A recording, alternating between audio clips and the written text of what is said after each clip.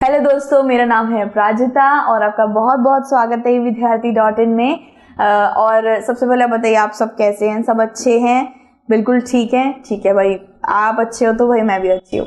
तो जैसे आप जानते हैं, हम लोग इतिहास की बुक से पाठ्यक्रम 1 कर रहे थे। पाठ 1 हजारों वर्षों के दौरान हुई परिवर्तन की पड़ताल। इसके सारे के सारे विषय तो अभी तक नहीं हुए हैं, लेकिन बहुत सारे विषय पहले से मैंने करवा लिए। जाके आप जल्दी से जाके देखिएगा, और जो मैंने परिचय करवाया ना इस पाठ का, वो आप बिल्कुल भी मत छोड़िएगा। परिचय देखना जरूरी होता है, ठीक है। तो भाई ये हमारे सामने विषय है क्षेत्र और साम्राज्य। भाई इसको जल्दी से शुरू करें, ठीक है।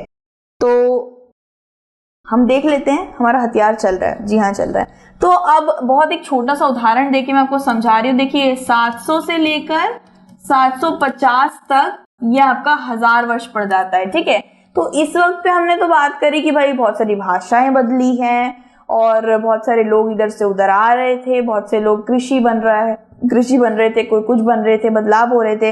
इतिहासकार कैसे करके उसको अपनी हस्तलिपियों में डाल रहे थे, लिख रहे थे। ये सब तो हमने अभी पढ़ लिया, ठीक है।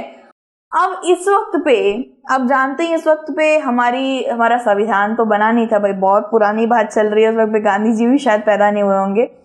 तो बात यह है कि इस वक्त पे साम्राज्य बहुत सारे खड़े हुए थे। बहुत सारे राज्यों की भूमिका और उनके राजाओं की भूमिका भी इस 1000 वर्षों के अंदर उपलब्ध है। तो भाई साम्राज्य और उनके क्षेत्र और राजाओं के बारे में इसमें बात करने वाले हैं, ठीक है भाई। मिल गया आइडिया। अब यहाँ पे देखते हैं चोला जो साम्राज्य, इसके बारे में शायद आप अध्याय 2 में पढ़ेंगे। तुगलक के बारे में अध्याय 3 में, और मुगलों के बारे में अध्याय 4 में पढ़ेंगे आप, ठीक है। जैसे बड़े बड़े राज्य में कई क्षेत्र शामिल थे। ये बहुत ही बड़े साम्राज्य थे। चोला ले लीजिए, तुगलक ले लीजिए, और मुगल के बारे में तो आप जानते हैं कितना बड़ा साम्राज्य था और कितना ताकतवर भी था। तो इस वक्त पे ऐसे ही कुछ भिन्न भिन्न प्रकार की ताकतें उस वक्त पे देखने को मिली थी। बंगाल पूर्व से लेकर अफगानिस्तान पश्चिम, ठीक है। अफगानिस्तान हमारा पश्चिम में पड़ता है और बंगाल हमारा भारत के पूर्वी दिशा में पड़ता है, जैसे कि आप जानते ही हैं। में गजनी तक फैले, देखिए अफगानिस्तान में एक शहर है गजनी, ठीक है। वहां तक फैले एक विशाल साम्राज्य की दिल्ली सुल्तान गियासुद्दीन बलबन, देखिए यहाँ पे गियासुद्दीन बलबन का देख रखा है कहां से कहां तक ये रहे थे। गियासुद्दीन बलबन एक बहुत बड़े शासक थे, ठीक है। ये इतने बड़े शासक थे कि संस्कृत प्रशस्ति में इनका उल्लेख भी हुआ है। संस्कृत प्रशस्ति पहले समझते हैं दोस्तों क्या होती है। ये कुछ इस तरीके की ताम्र पत्र होते हैं, ठीक है। तांबे के पत्र होते हैं, इनको बांध दिया जाता है उस तांबे से, और इसमें आप कह सकते हैं छेनी या किसी चीज से मार मार के इसमें बनाए जाते हैं अक्षर, और इसके अंदर लिखा जाता है। इसी को प्रशस्ति कहते हैं। और ये कोई नहीं, सिर्फ और सिर्फ ब्राह्मण द्वारा लिखा जाता है। इसके जो नायक होते हैं वो ब्राह्मण ही होते हैं, और ब्राह्मण द्वारा लिखा जाता है। ब्राह्मणों को बोल दिया जाता है कि भाई तुम हमारे बारे में कुछ इस तरीके से लिख दो, या आप हमारे बारे में जो जैसा सोचते हैं आप हमारे बारे में लिख दीजिए, और संसार को बताइए कि हम कैसे थे, क्या थे। जो भी होता है वो इसके बारे में ब्राह्मण साम्राज्य या फिर राजा के बारे में इसमें लिख देता है। तो ये होती है सांस्कृतिक प्रशस्ति, ठीक है। तो ऐसा यहाँ पे बताया जा रहा है कि दिल्ली के एक सुल्तान थे गियासुद्दीन बलबन, तो बहुत बड़े शासक थे, बहुत विशालकाय साम्राज्य था उनका। तो संस्कृत प्रशस्ति में उनका काफी ज्यादा उल्लेख, उनकी काफी ज्यादा प्रशंसा करी गई है कि वो इतने बड़े शासक थे। उनका साम्राज्य बंगाल के पूर्वी दिशा से लेकर अफगानिस्तान के गजनी तक फैला हुआ था, और उसमें दक्षिणी भारत भी मौजूद था, ठीक है।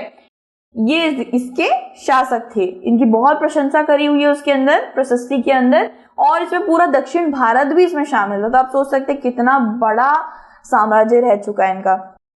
तो आपने एक चीज देखा कि प्रशस्ति का इस्तेमाल किधर हुआ।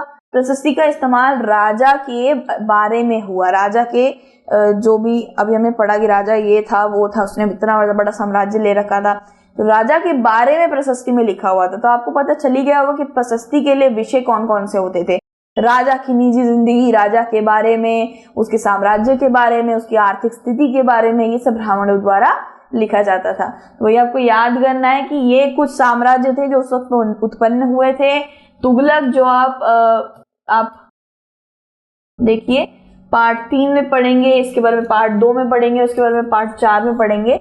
मुगल, चोला, तुगलक, ये ऐसे कुछ साम्राज्य थे जो सब पे उत्पन्न हुए थे। ठीक है, तो विभिन्न क्षेत्रों के लोग गोड़ा, आंध्र, केरल, कर्नाटका, महाराष्ट्र और गुजरात जाहिर तौर पर उसकी सेनाओं के सामने भाग गए, एकदम नतमस्तक हो गए थे। इतना बड़ा विशालकाय हृदय तो नहीं, सॉरी, विशालकाय साम्राज्य वाला ये व्यक्ति था गयासुद्दीन बलबन।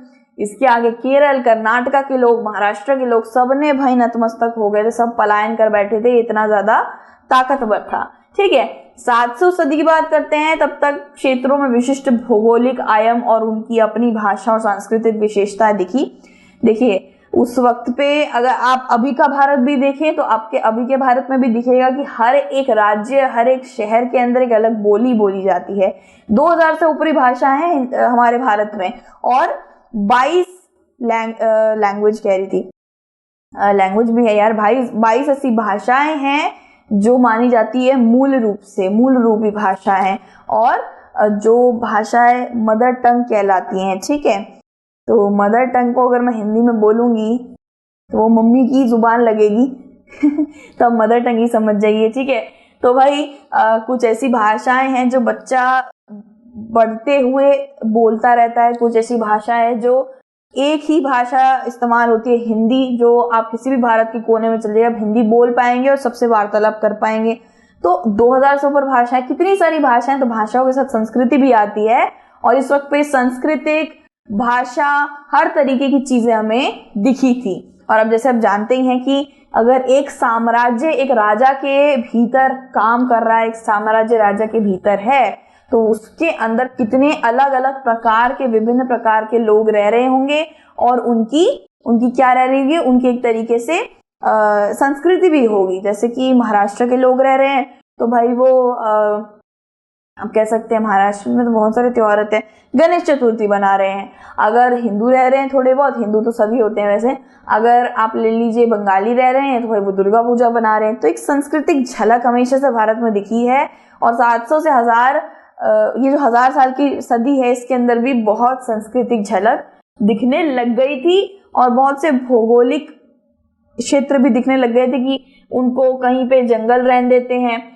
कहीं पे खेत बना देते हैं, कहीं पे कुएं बनाएंगे, कहीं पे बहुत बड़े बड़े खेल के मैदान बना देंगे, कहीं पे यहाँ पे चरवाहा के लिए जगह छोड़ देंगे। तो भौगोलिक स्थिति से देखा जाए तो चीजें बिल्कुल भिन्न रूप से परिवर्तित हो रही थी, उनमें परिवर्तन आ रहा था। ठीक है, बहुत क्षेत्रों में, साम्राज्य के अंदर ही बहुत क्षेत्रों में परिवर्तन आ रहा था, और सांस्कृतिक, भाषा, हर चीज में परिवर्तन दिख रहा था। इन राज्यों के बीच काफी संघर्ष भी था। ये जितने भी राज्य थे जहाँ पे बहुत सारे अलग अलग धर्म के लोग रहते हैं, वहां पे थोड़ी बहुत दिक्कतें भी आती हैं, संघर्ष भी रहता है।